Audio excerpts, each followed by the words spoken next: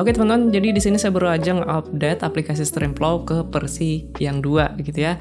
Nah, jadi buat teman-teman yang udah cobain versi 1 kemarin, saya rasa mungkin kalian pasti sudah pada tahu gitu ya. Jadi di versi 1 kemarin kan dia memang lumayan banyak bug. Salah satunya yaitu adalah lip streaming kita yang tiba-tiba terhenti. Nah, tapi teman-teman gak usah khawatir, di versi 2 ini itu beberapa bug udah saya fix. Salah satunya yaitu adalah soal lip streaming tadi. Kemarin saya sudah tes juga, itu lip streaming kurang lebih sekitar 12 hari dan sejauh itu nggak ada masalah teman-teman. Nah, buat teman-teman yang mungkin baru tahu Streamflow itu apa sih? Jadi Streamflow itu adalah aplikasi yang saya bikin supaya nanti teman-teman itu bisa melakukan lip streaming, misalkan lip streaming YouTube gitu ya, tanpa perlu kuota. Jadi nanti ketika lip streamingnya udah jalan, itu kalian pengen matikan PC-nya boleh, kalian pengen tinggalkan pergi boleh, atau kalian tinggalkan tidur, itu juga boleh banget. Itu lip streamingnya tetap jalan teman-teman. Jadi ini cocok buat teman-teman yang pengen lip streaming misalkan kayak musik lo-fi, suara relaksasi, sholawat, dan sebagainya. Intinya ini cocok buat lip streaming yang biasanya durasinya itu cukup lama teman-teman. Nah, sama seperti yang versi 1 kemarin, jadi di sini untuk Streamflow-nya itu mesti kita install di VPS alias server teman-teman. Nah, jadi di video kali ini nanti saya akan tunjukin nih step by step dari nol gitu ya, mulai dari gimana caranya beli VPS, gimana caranya setup VPS, gimana caranya install aplikasi Streamflow, dan nanti saya akan tunjukin juga gimana caranya supaya nanti kalian bisa menjalankan banyak streaming dalam satu channel teman-teman. Kalau gitu langsung aja kita akan masuk ke step pertama, yaitu adalah beli VPS-nya dulu. Nah, sama seperti sebelumnya di sini saya masih pakai VPS dari Hostinger, yaitu adalah KVM8 teman-teman. Kenapa di sini saya pilih Hostinger? Karena yang pertama ya kebetulan saya memang udah cukup lama banget langganan di Hostinger ini. Kedua, Hostinger ini juga sudah ada sejak tahun 2004, artinya mereka memang sudah puluhan tahun berpengalaman di bidang server seperti ini. Dan ketiga di sini untuk teknologi yang mereka gunakan sudah yang terbaru, ditambah dari segi keamanan juga canggih banget teman-teman. Dan yang keempat, di sini server mereka juga sudah tersebar di seluruh dunia. Jadi nanti kalian bisa pilih nih mau server di negara mana gitu. Dan yang terpenting, Hostinger ini biasanya sih sering ngadain promo yang besar-besar teman-teman. Nah, sekarang kalau misalkan teman-teman pengen beli hosting di Hostinger plus dapat promonya juga, yang pertama nanti kalian bisa klik aja link yang di deskripsi ya, itu wajib supaya nanti kalian bisa masuk ke halaman seperti ini. Nah, kalau sudah, kalian bisa buka menu layanan dan di sini kita pilih yang VPS hosting ya, karena kan di sini kita pengen beli VPS.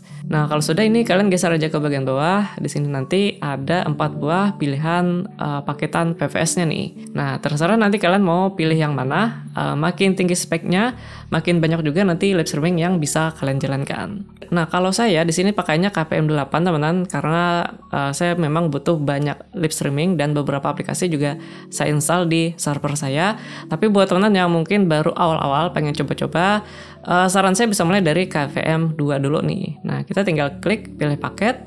Setelah itu kita pilih durasi langganan, misalkan kita pilih yang 12 bulan. Nah, terus di sini ada backup harian, kalau misalkan pengen ya bisa diaktifin, kalau enggak ya bisa di skip, itu enggak ada masalah. Setelah itu di bagian bawah kita pilih lokasi servernya nih. Nah, lokasi servernya di sini ada banyak banget. Saran saya di sini pilih aja Indonesia ya, karena ya sesuai dengan negara kita di Indonesia supaya nanti aksesnya juga bisa lebih cepat teman-teman. Terus di bagian bawah di sini ada pilihan OS ya atau sistem operasinya. Nah, teman-teman bisa pilih nanti server kalian mau pakai sistem operasi apa.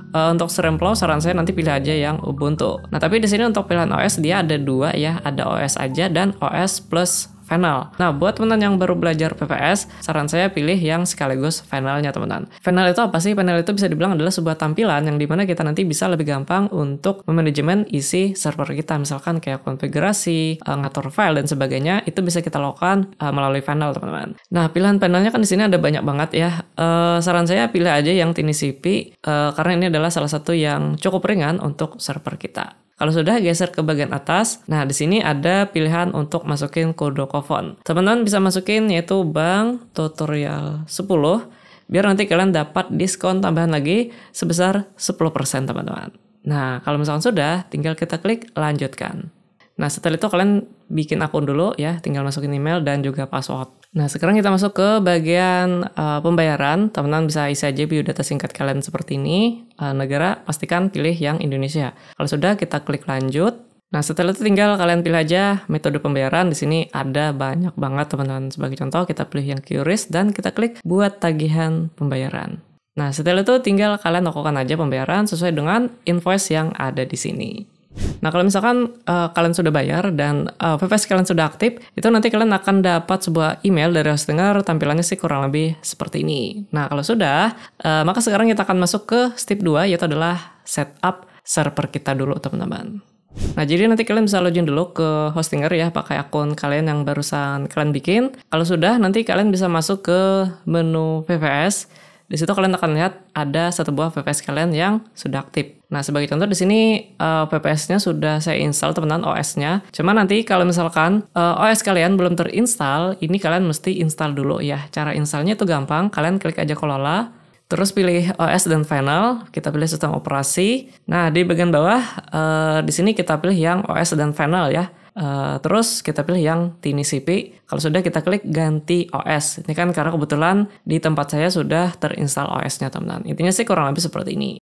Nah, setelah itu kalian tinggal tunggu aja proses instalasinya kurang lebih sekitar 5-10 menitan, teman-teman. Oke, teman-teman, jadi di sini untuk proses instalasi OS dan finalnya sudah selesai.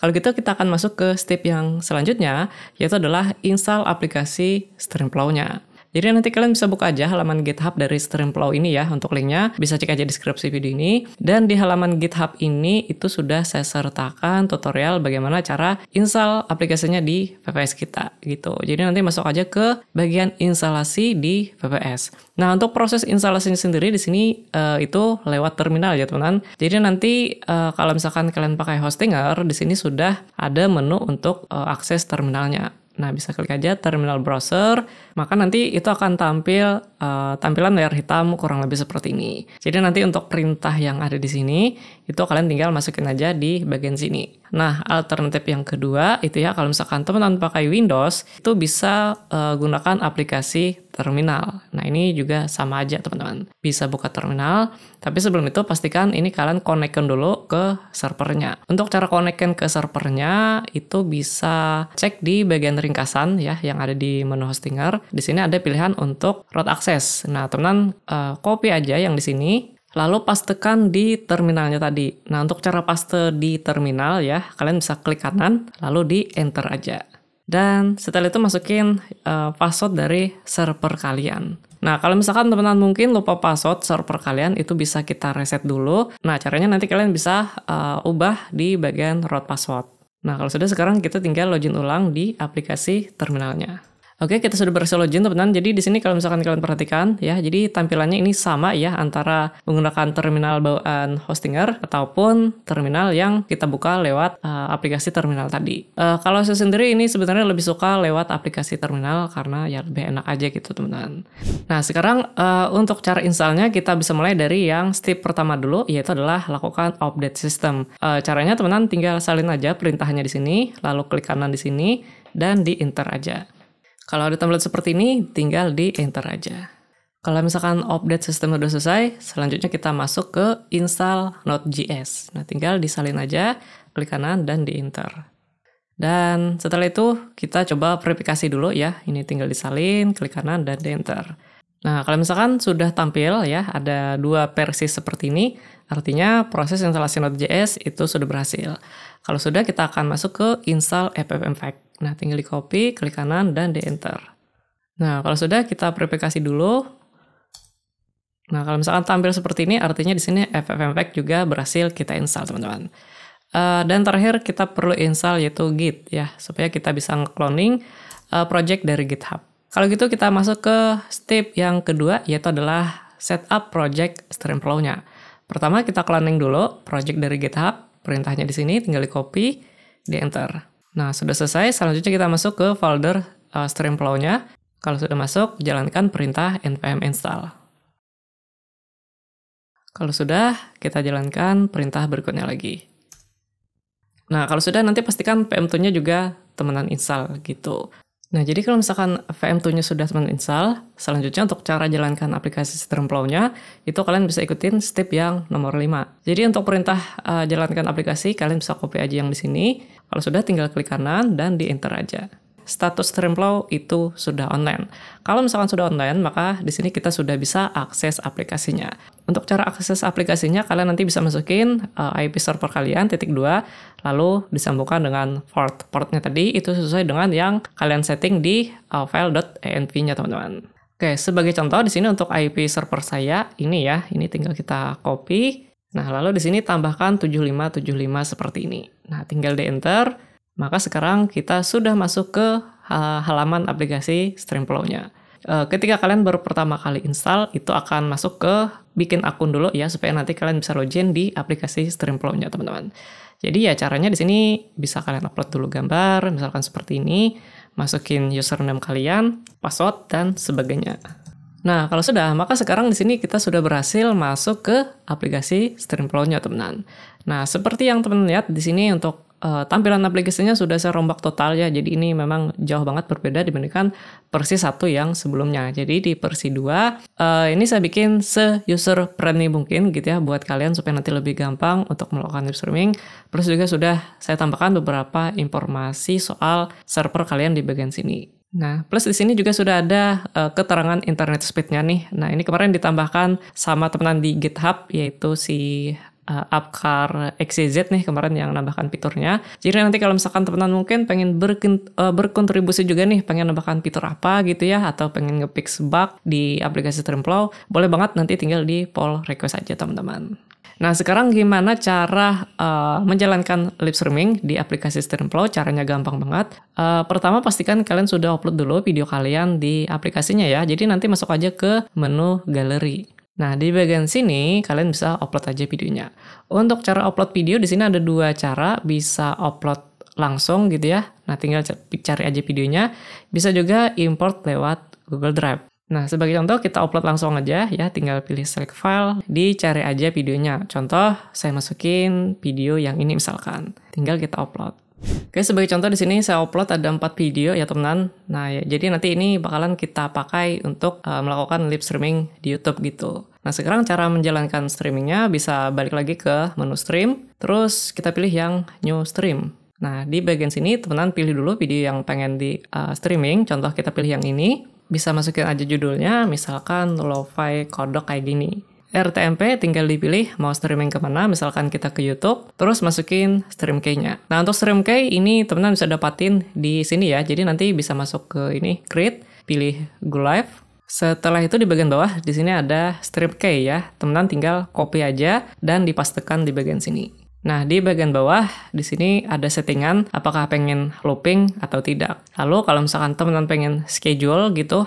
misalkan otomatis start jam berapa sampai jam berapa, bisa di-setting juga di bagian sini teman-teman. Dan durasi streaming juga bisa di-setting. Contoh kalau misalkan kita masukin 60 menit, maka nanti setelah 60 menit, maka live streamingnya otomatis terhenti teman-teman. Terus di bagian bawah, di sini ada juga settingan. Sebagai catatan, kalau misalkan kalian gunakan fitur advanced setting, maka nanti itu live streamingnya bakalan lebih berat teman-teman. Kenapa? Karena di sini video kita itu di encoding ulang sama si aplikasi Streamflow-nya. Contoh nih, misalkan kita pengen ubah jadi 4000 kbps, resolusinya berapa, fps-nya berapa, dan sebagainya gitu. Jadi kalau misalkan kalian aktifin ini, itu proses live streamingnya bakalan lebih berat. Nah, cuman kalau misalkan kalian tutup ini ya, maka live streamingnya nanti itu tergantung dari settingan video kalian gitu. Jadi nanti misalkan nih ketika teman ekspor videonya di CapCut misalkan dengan settingan 1080p, 30 fps dan 5000 kbps misalkan, maka live streaming yang berjalan juga sesuai dengan settingan video tersebut. Dan sedikit catatan juga nih teman-teman. Jadi untuk schedule yang ada di sini, dia itu sesuai dengan waktu server kalian. Nah, untuk waktu server kalian bisa lihat aja di bagian sini ya. Jadi nanti kalau misalkan waktu server itu tidak sinkron gitu ya, misalkan dengan PC kalian, itu waktu server bisa kita ubah teman. Cara ubah waktu server kalian bisa cek di bagian sini. Nah, ini ada tutorial setup waktu server. Jadi tinggal ya ikutin aja step by step yang ada di sini. Ya, intinya sih kurang lebih seperti itu. Nah, contoh aja seperti ini ya. Kalau sudah kita klik create stream. Nah, sekarang datanya sudah masuk. Kalau pengen jalankan streamingnya, tinggal kita klik start. Nah, sekarang kita balik lagi ke halaman YouTube. Kita tunggu sebentar, dan sekarang teman-teman bisa lihat, jadi live streamingnya ini sudah jalan teman-teman. Nah, kalau misalkan pengen stop streamingnya, teman-teman tinggal klik aja stop yang ada di sini. Maka live streaming yang ada di sini juga otomatis terhenti seperti ini. Nah, sekarang saya akan coba tunjukin bagaimana sih caranya untuk menjalankan banyak live streaming dalam satu channel. Nah, kalau ini tadi kan kita cuma jalankan satu lip streaming aja. Kalau pengen banyak lip streaming, katakanlah misalkan kita pengen 4 streaming nih di dalam satu channel ini, caranya nanti kalian bisa masuk ke bagian manage yang di bagian sini teman-teman. Terus kita pilih yang schedule stream. Nah, kita bikin pengaturan dulu untuk streaming pertama, misalkan lo-fi kodok kayak gini judulnya misalnya. Ya, masukin deskripsi. Di sini pilih yang streaming software, pilih kategori dan masukin dulu thumbnailnya. Nah, misalkan seperti ini, playlistnya dan sebagainya. Ya, setting-setting standar lah seperti itu. Kita klik next. Ini kita klik next lagi. Visibilitas, kita pilih public. Untuk tanggal, ya kurang lebih seperti ini, langsung aja klik down. Nah, maka nanti dia akan tampil lagi, tampilan seperti ini. Lalu di bagian sini ya, di bagian stream key, teman-teman bisa create aja stream key baru, kita kasih nama lo-fi kodok ya, supaya nanti dia tidak tertukar teman-teman dengan stream key yang lain. Nah, sekarang tinggal kita salin aja stream key yang baru, lalu kita bisa edit ya yang di bagian sini sebelumnya. Kita simpan. Kalau sudah disimpan, ini untuk startnya nanti aja ya. Kita bikin lagi pengaturan streaming yang kedua. Kita pilih yang schedule stream lagi. Misalkan ini lo-fi hujan misalnya. Jangan lupa masukin thumbnailnya dan kita simpan. Nah, pastikan di sini stream key-nya juga bikin yang baru ya. Lo-fi hujan seperti ini. Kalau sudah kita salin stream key-nya dan kita bikin streaming baru di bagian sini. Nah, sebagai contoh di sini sudah saya bikin ada 4 buah schedule streaming ya teman-teman, dan di bagian stream flow juga sudah saya bikin 4 buah streaming. Nah, sekarang ini tinggal kita start aja nih semuanya yang ada di stream flow. Ini start dan ini juga kita start. Oke, kalau keempatnya sudah kita start, sekarang kita balik lagi ke YouTube sebelumnya. Nah, teman-teman tinggal buka aja satu-satu ya. Nah, kita mulai dari paling atas dulu. Nah, pastikan di sini videonya sudah tampil. Kalau sudah, tinggal kita klik Go Live. Kalau sudah live, kita balik lagi ke streaming yang lain. Yang ini misalkan, tunggu sebentar, pastikan di sini videonya sudah tampil. Kalau sudah tampil, sekarang kita klik Go Live. Oke, keempat streaming sudah live, teman-teman. Nah, kita bisa cek di channelnya ya. Teman-teman bisa perhatikan, jadi keempat video sudah berhasil kita jalankan live streamingnya seperti ini. Dan teman-teman perhatikan di sini untuk penggunaan CPU itu kecil banget teman-teman, karena di Streamflow versi 2 ini itu sudah saya bikin seringan mungkin gitu ya, sudah saya optimasi supaya dia bisa menjalankan live streaming dengan lebih banyak lagi dibandingkan versi 1 sebelumnya. Dan teman-teman perhatikan juga di bagian RAM juga dia tidak terlalu konsumsi banyak RAM ya. Teman-teman perhatikan dia ketika menjalankan 4 streaming itu nggak sampai 1 GB teman-teman. Nah, jadi nanti kalau misalkan nih teman-teman pilih hosting, di hostingnya misalkan kalau misalkan pakai KVM1 atau KVM2, menurut saya itu nggak ada masalah, bakalan tetap lancar untuk menjalankan beberapa live streaming sekaligus pakai aplikasi Streamflow versi 2 ini teman-teman. Oke, jadi kurang lebih seperti itu update seputar Streamflow versi 2 kali ini teman-teman. Nah, jadi kalau misalkan kalian mungkin masih agak bingung gitu ya, boleh banget nanti bisa terus saja di kolom komentar di bawah, barangkali nanti saya bisa bantu jawab pertanyaan kalian. So, thank you banget nih buat teman-teman udah nonton, kita bertemu lagi di video tutorial yang lainnya.